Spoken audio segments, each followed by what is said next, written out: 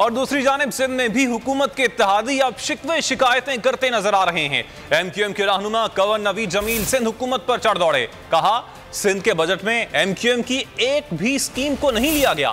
کراچی میں کوئی نیا کالج، نیا اسکول اور نہ ہی کوئی نیا ہسپتال بنایا گیا۔ آصف زرداری کی شہری دیہی تفریق ختم کرنے کی سوچ ان کی جماعت کے نیچے لوگوں میں منتقل نہیں ہوتی۔ کراچی کے لوگوں کو ایک گریڈ کی نوکری بھی نہیں دی جا رہی ہے۔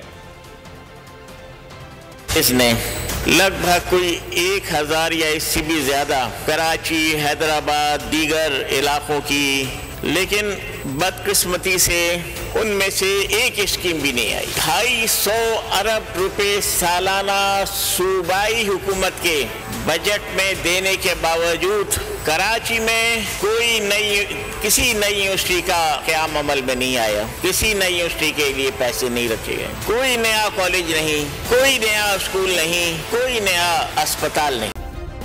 سبسکرائب کریں اور بیل دبائیں تاکہ کوئی خبر رہ نہ جائے۔